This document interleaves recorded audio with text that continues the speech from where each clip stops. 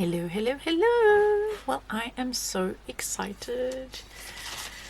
This die is just such fun. It is a double die. So I've taken this piece off the back of the packaging, and you can either just make the rope holes in the paper, or you can actually cut yourself a full rope. But if you want to make a rope with a background like this one that absolutely matches perfectly, I have a quick trick for you. So the first thing I do whenever I get dies like this is I create for myself a set of stencils or masks. I've just used the cover sheets from my paper. This is 300 GSM watercolor paper. So I've die cut it just out of scrap cardboard because I'm going to use this as a stencil. I have done the same where I have created the frame and I have kept the inside and I have kept the outside. So I've created for myself a set of masks. So that is the first thing that I did with this. I then ran this as the test. So what I suggest you do is first die cut this into your piece of paper, and I am going to be showing you with these two colors. It's how I made this. And what we're going to do is we are first going to cut, and I'm going to use the textured side, we are first going to cut the brown cardstock, okay? And that is, I've decided to do it that way around because if you think about rope, the shadow areas are in the hollows, and that would be where the rope would, so in other words, this shape. So I have got on off screen on the side of my desk is my vagabond, and I use the magnetic base and I'm going to pop it on there like that. So I make sure that I've got it lined up. Then I place my top plate on and pop it through my machine. So I know you can't see what I'm doing, but I only need one hand. Love my vagabond. Right, now that I have cut that, okay, it all pops out really easily. Literally just all the shapes, the confetti, for want of another word, all pop out really easily. Let's just clean that. Okay, so once you've got it all popped out, you don't need that die anymore. You can pop that on one side. This die is in two parts, and this is where it is important to have your second layer cut at the same time. And that is because it's almost impossible to align it twice.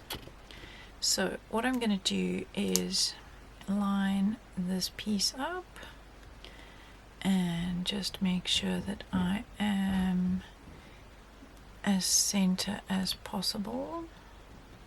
So I'm just checking all the way around to make sure that we have an even gap. Then I'm going to pop this one in the middle. This is where it does help to have a magnetic plate because it does hold everything still, and I'm doing the same with this. I'm eyeballing till I can see that we have really good even gaps all the way around. Okay, then I'm going to take some low tack tape. So this pink tape is low tack paper tape. I get it at the art shop. I get it at the hardware store. There is purple tape, which is also really good for this. And I can see that that is sticking out a little bit too much there, so I'm going to just grab my scissors and trim that off.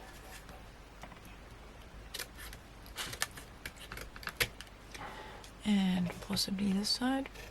There we go. Right, so now I'm going to run this through my machine, and because it's 2 layers, I'm going to run it twice.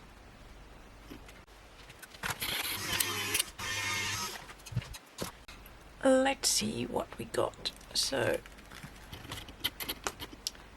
it has cut through everywhere, and you can leave these stuck together, as in the frames, if you want to reuse them together the same way again. So if you, for example, wanted to create a raised shadow area, what I'm going to do is just carefully then pull out the die cut piece, because now that will absolutely perfectly match what we just cut. So you will have an absolute perfect and that's backwards, I think. You will have an absolutely perfect match. So when you glue that down, it will look like this one, with absolutely no extra edges or anything. It will be a perfect match. So what I could do now with this is, if I wanted to create, I don't know, a shadow box or shaker card with this, I can now put this down on top of some craft foam. I have ordered huge sheets, these are A3 sheets of this craft foam, and I'm just going to cut for myself a piece. There we go. And now I can run that through my machine and make myself a raised frame.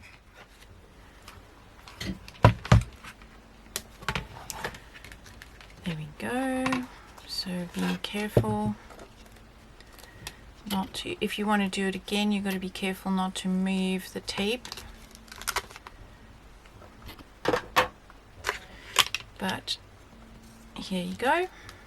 So I've just used my magnetic sheet to hold that in place, and it is just sticking to the tape that I have there, and because I put it through twice, it has shifted. That was my fault.